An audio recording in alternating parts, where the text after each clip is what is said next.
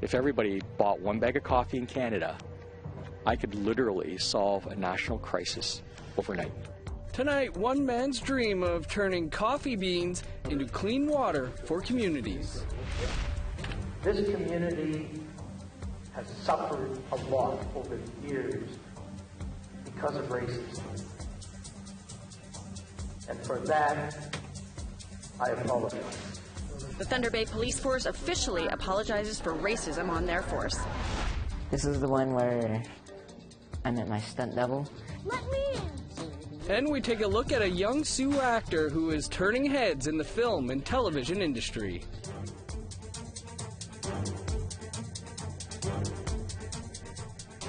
Good evening, welcome to APTN National News. I'm Dennis Ward. And I'm Melissa Ridgen. After two scathing reports revealed systemic racism within the Thunder Bay Police Service and its board, the community is trying to move forward.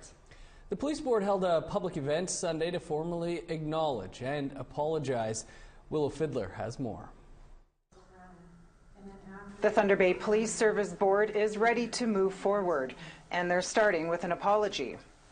As hard as it is to say, we have to acknowledge that there is systemic racism in the board and in the police service. Having said that, on behalf of the board, I wish to apologize to each and every member of the Indigenous community of Thunder Bay for the existence of systemic racism. This community has suffered a lot over the years because of racism. And for that, I apologize. Tom Lockwood was appointed as board administrator by the province after an investigation by Senator Murray Sinclair revealed systemic racism. The five-member organization had their voting powers revoked and is currently made up of Selena Reitberger, who was appointed the first Indigenous chair days before the report by Senator Sinclair came out. Newly elected Councillor Kristen Oliver and Mayor Bill Morrow, who were both sworn in December. There are two vacant seats to be filled by the city and province. Mayor Bill Morrow was notably absent from the public event, as was Anishinaabe Aski Nation Grand Chief Alvin Fiddler. Reitberger, who was appointed to the board over a year ago, offered a personal apology to the hundreds of community members in attendance. I don't think I can apologize for an organization, so I want to apologize for my failings. I've been on the police service board for a year, and after having been so very involved in helping people who had issues with police service, I began to feel like, wow, I don't know what I'm supposed to do here. Reitberger said the recommendations from Sinclair's report is a roadmap for how to move forward. Board members will be required to complete Indigenous cultural awareness training and governance training if they want their voting powers back. Training is scheduled for February and March. And I'm hoping that everybody will take the training, and I'm confident they will. After the apology and statements from other leaders, a sharing circle was opened up to the community. Media wasn't allowed to record, but the messages from the community were generally positive. Ardell Seguchwe said the reports by Senator Sinclair and the Office of the Independent Police Review Director, which also found systemic racism within the police service, gave her a lot of hope. It's very validating for me in that, you know, we're not crazy. We're not making this stuff up. Molly Boyce said the apology was a long time coming. Boyce lived on the streets of Thunder Bay for years and calls herself an ex-victim of the police brutality she experienced. I felt like they were apologizing to me, you know, because I was in the brunt of their brutality and their aggressiveness and their attitude and the way they spoke to me, you know, just by the tone of their voice. The city is expected to appoint a new member to the Police Service Board this month. Willow Fiddler, APTN National News, Thunder Bay. Still in Thunder Bay, a judge is taking more time to decide whether Braden Bushby should go to trial for the murder of Barbara Kentner. Here again is Willow Fiddler with an update. A sacred fire for Barbara Kentner and her family was lit in a park outside the Thunder Bay Courthouse this morning. The family traveled from out of town to find out if the man accused of killing Kentner would face trial. It's ironic we see the courtroom from right where it is. And I think, just even being in there and looking back at the fire, I think gave us all strength just in there waiting to see what was going to take place. But at the last minute, the judge postponed his decision. Justice Valenti told the courtroom that more time was necessary to do justice by the case, and he apologized for the inconvenience. The preliminary hearing for the case against Bushby wrapped up last October. Bushby was charged with second-degree murder after Kentner died in July of 2017. She had been hit in the stomach with a trailer hitch, thrown from a passing vehicle as she walked down a city street earlier that year. A publication ban remains in effect. Barbara Kentner's aunt, Lisa Couchette, said the family is disappointed they didn't get a decision today, but they're thankful for the support from the community. It wasn't meant to happen today, and maybe Barbara has something to do with that, is how I felt in the courtroom. Maybe it is next Monday. Just wasn't for today. Maybe the importance of the vigil was where her heart was. Kentner's teenage daughter, Serena, said waiting for justice has been difficult. This has been going on for so long, and my mom, she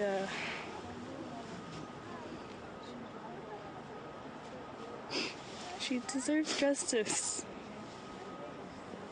And I deserve to finally be able to grieve.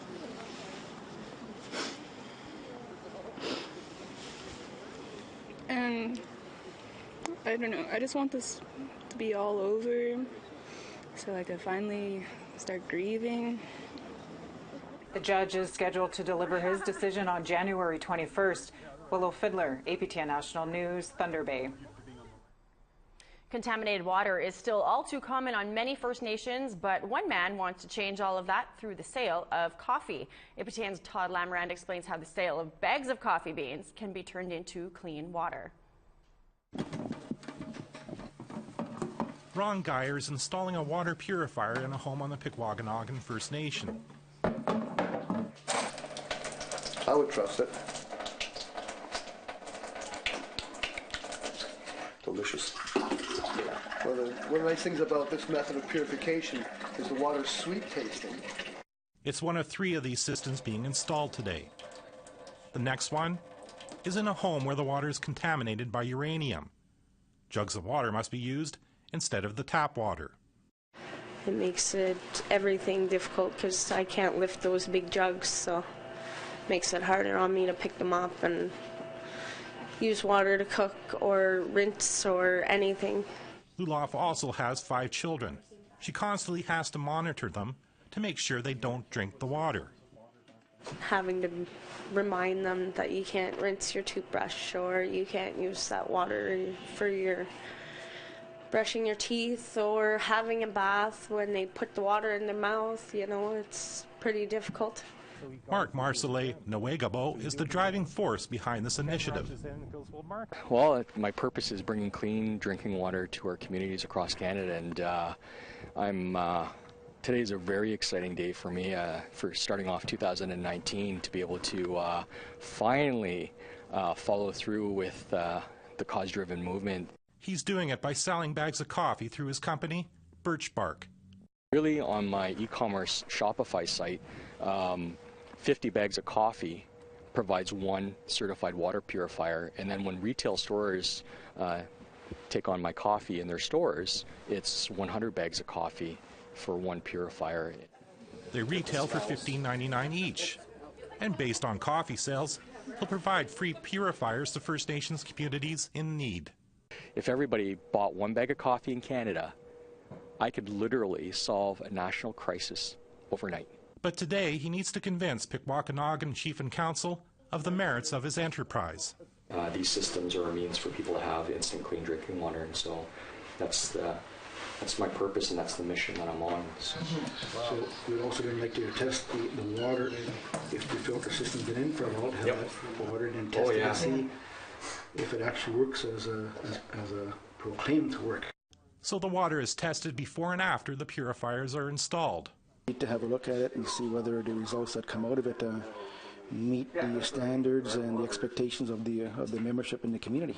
One community member certainly hopes the purifier makes her tap water usable. I'm not exactly sure. It'd be nice, though. I wouldn't have to worry about the children anymore and drinking the water. The community will test the water itself. The results aren't expected for 4 or 5 weeks. Todd Lamoran, APTN National News, Pikwakanagan, First Nation, Ontario. A young Sioux actor is racking up an impressive resume. That story and more coming up, but first a look at tomorrow's weather forecast.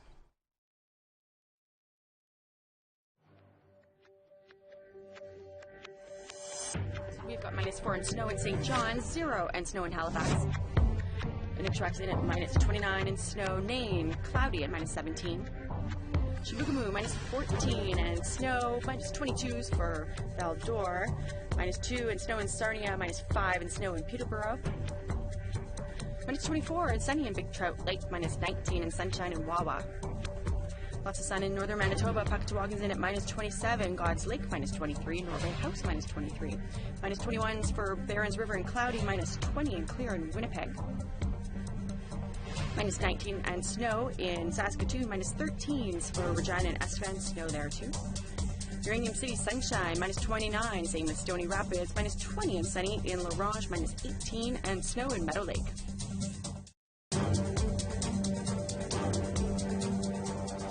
Welcome back. Young Sioux actor is quickly making a name for himself in the film and television industry.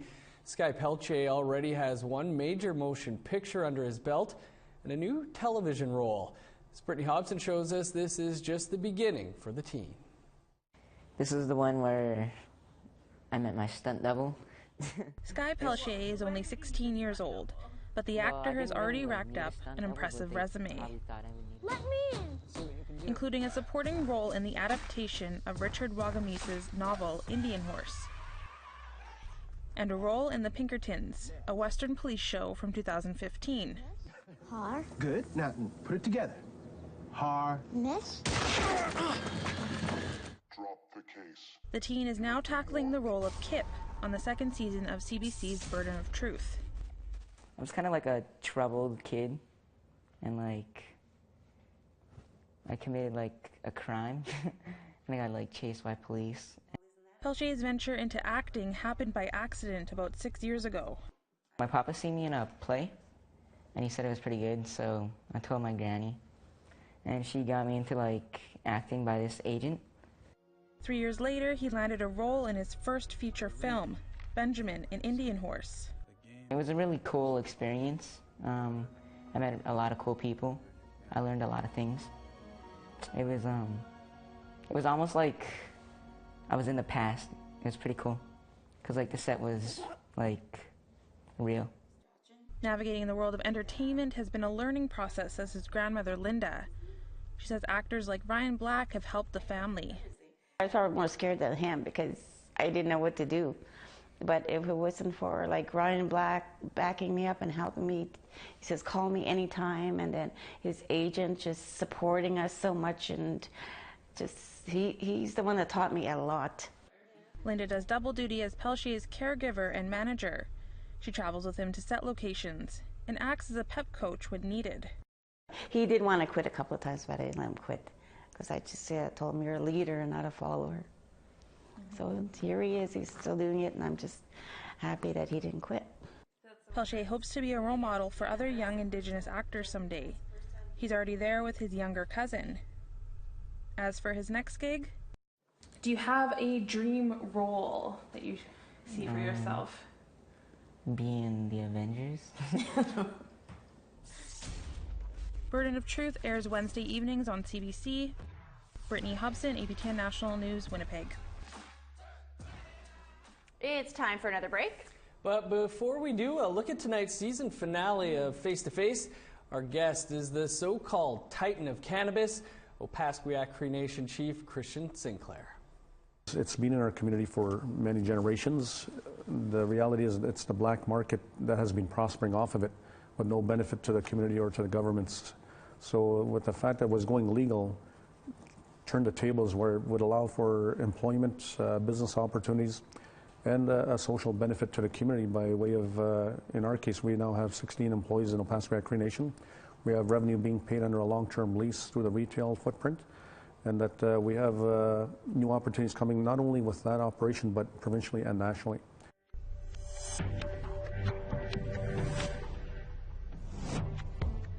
Off to northern Alberta. -20 in snow in Fort McMurray, -11 in snow in Grand Prairie. -9 in snow in Red Deer and Medicine Hat, -7s for Calgary and Lethbridge and snow. 5 and sunny in Campbell River, 8s for Vancouver and Victoria, sunshine there. Cloudy in Fort Nelson and snow, -21, mix of sun and cloud in Prince George and -5. Dawson City's in at -19 with a mix of sun and cloud, -12 and snow in Watson Lake. -19 in sunshine in Norman Wells. Wattie is in at -29 and clear. Tuck is in at -26, clear skies. Sax Harbor -23 and clear. -35 in Chesterfield. Whale Cove's got some snow and -34, sunshine and -34 in Repulse Bay. Pengerton's in at -23 and snow. Arctic Bay -28 in sunshine, and Cape Dorset clear skies -26.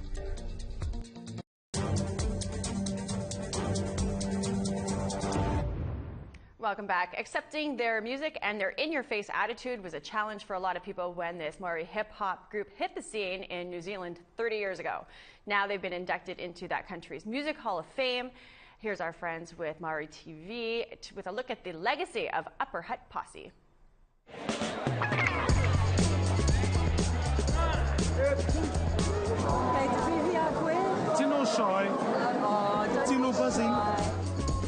Pioneer hip-hop group Upper Hut Posse led the way for hip-hop in Aotearoa. Now they're to be honoured at the music industry's biggest night of the year.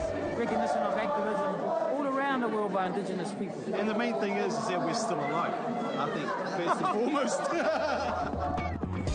After 30 years of groundbreaking activist music, this group of musicians, led by MC Dean Harpeter, will be inducted into Te Whare Taonga Puoro o Aotearoa, the New Zealand Music Hall of Fame.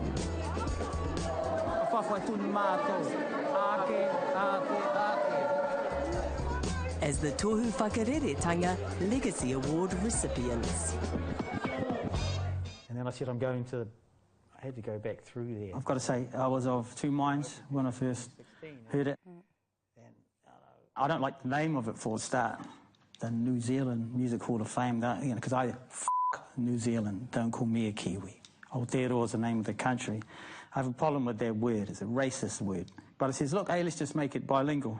They were like, yeah, straight with that, yeah. When the boys found out, which of course, they messaged me and let me know, and then we were just cracking up about it, and we had a little talk about it, and we're like, yeah, it's a good thing. It's recognition of us as an activist group, so I'm happy with that. Kia ora koutou katoa. If you didn't know, we go by the name of Upper Hut Posse. Started in 1985, Upper Hut Posse was the first original Aotearoa hip-hop group.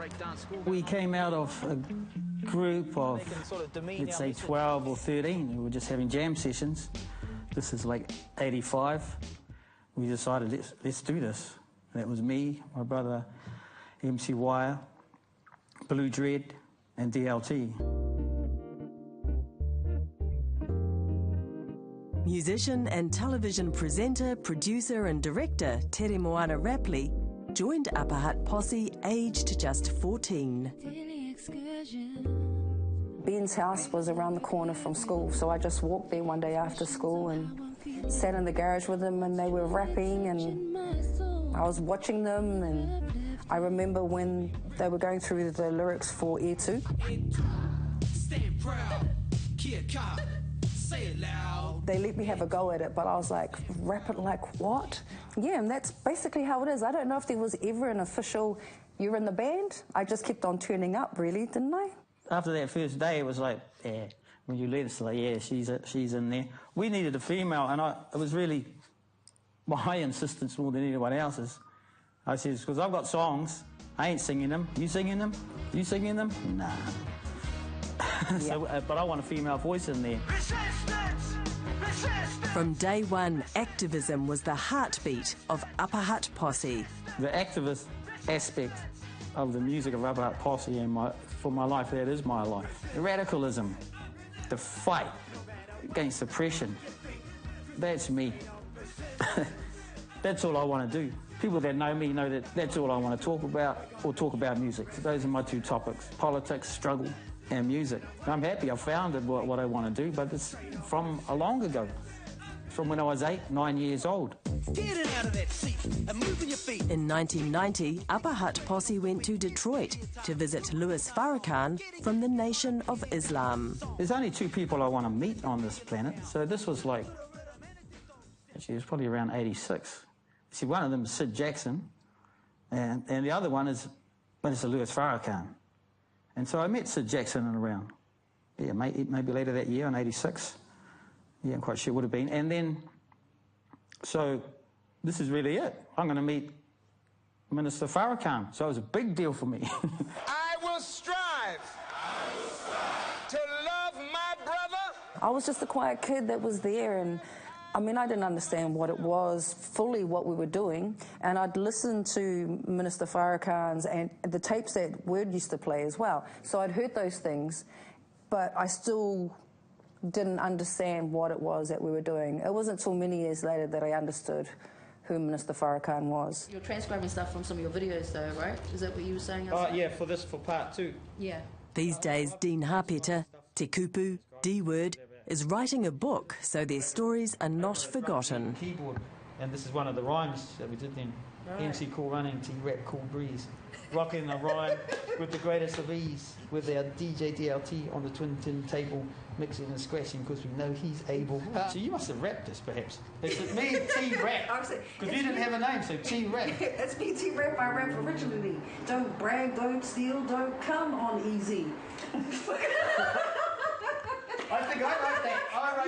I was writing stuff for him. He wrote stuff for me. Let's just get that right. These days, Tere Moana works for Auckland City Council. She's part of a team called the Southern Initiative, and her role is to respond to and improve the lives of Māori and Pacifica people.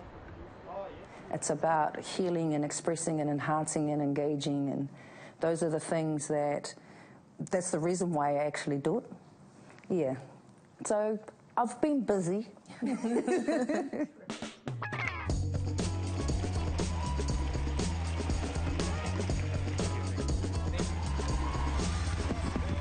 And it's my honour to present the Legacy Award to these hip-hop pioneers.